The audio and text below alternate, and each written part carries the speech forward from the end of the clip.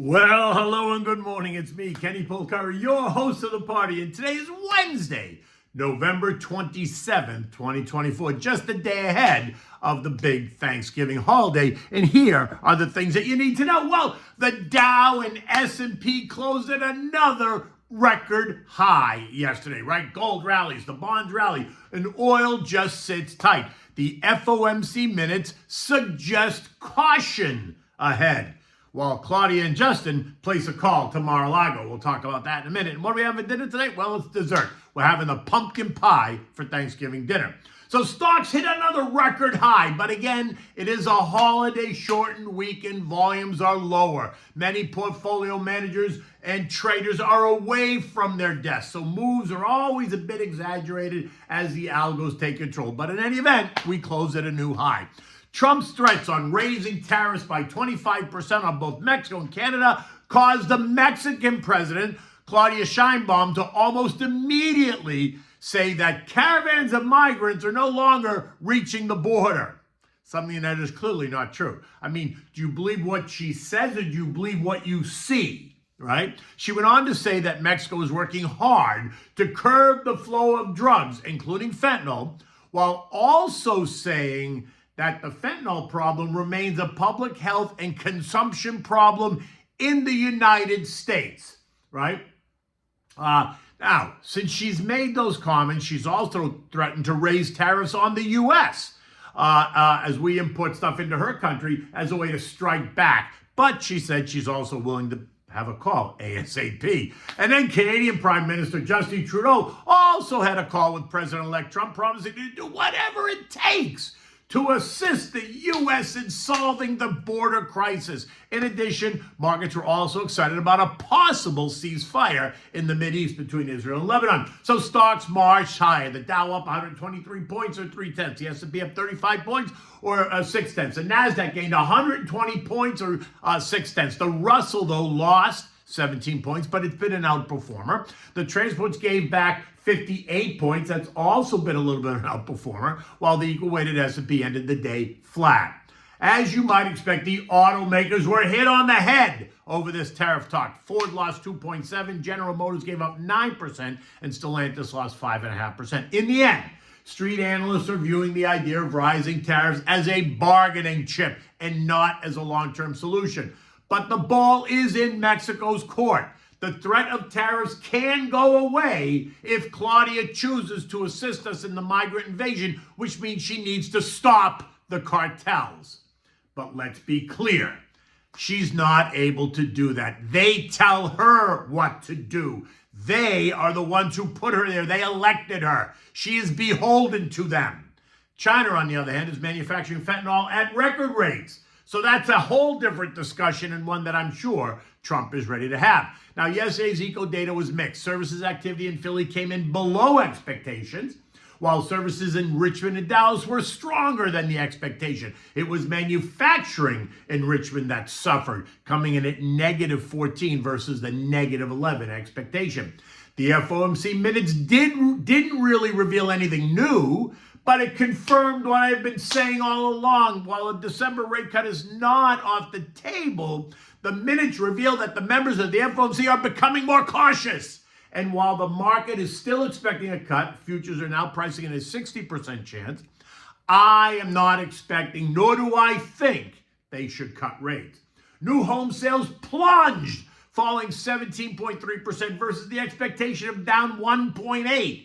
Yet none of this appeared to cause any angst for the broader market, but it did cause angst for the home builders, right? The XHB lost 2%, the ITB lost 2.2%. And then think about the companies like Whirlpool that make major home appliances. They lost 4.7%. FND, which is floor decor, they sell tile and flooring and laminates and stone along with decorative accessories. They gave up 3.3%. Sherwin-Williams down 0.9. Owens Corning's down 1.3%. Masco down 1.8%. You get the point, don't you?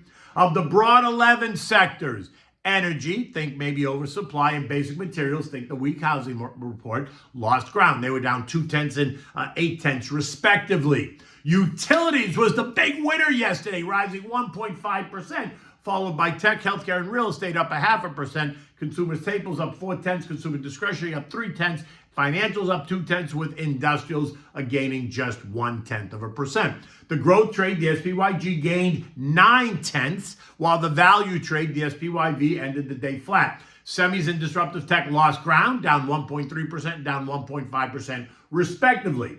Now, another interesting event, Lonnie Musk making comments about the F-35 and the, quote, idiots that are still building it. His reasons include the idea that we can use reusable drones to do the work that the F-35 is doing. And he said those idiots that he refers to are work at Lockheed Martin. And his comments serve to put even more pressure on a stock that is already under pressure on the idea of the Doge coming out to cut government waste. I mean, can you imagine all the government waste across all the agencies?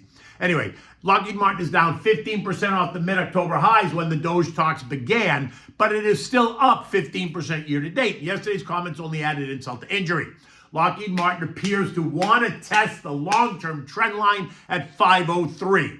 Now, whether it holds is another story, so stay tuned. Now, the XAR, the Aerospace and Defense ETF, though, bucked the trend and gained 1.2% and is up 28% year to date. The VIX, the fear index, as you might expect, continues to churn in the no fear zone, down at 1430, well below all three trend lines, and this only serves to help stocks gain ground, right? Because there's no fear.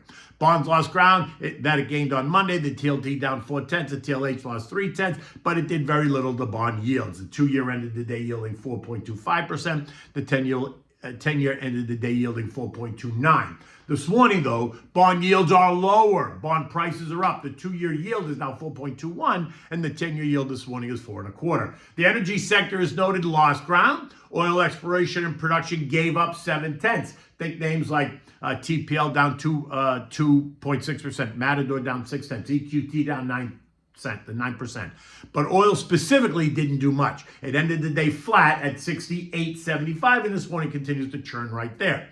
We remain in the 66.71 trading range. But OPEC is meeting in Vienna next week, actually Sunday, December 1st. So pay attention to what you hear on Sunday night or Monday morning.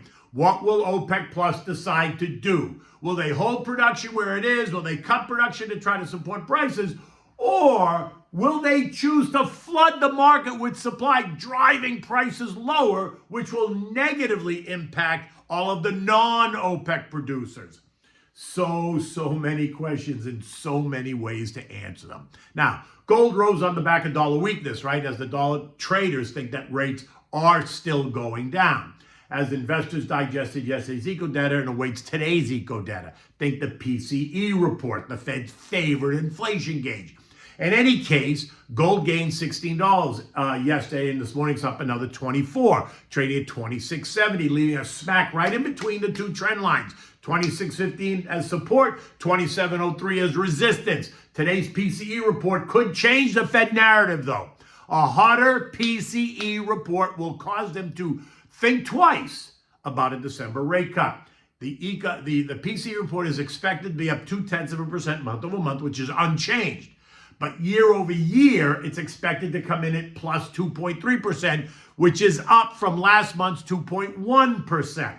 So if these numbers come in stronger, that's going to be a negative. And remember, the October PPI report, which we heard on November 14th, came in, which was expected to be hot, came in even hotter.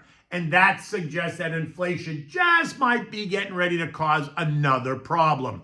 So how can the Fed cut rates in this situation? Well, they can't. I mean, they can, but that wouldn't be smart. But what do I know?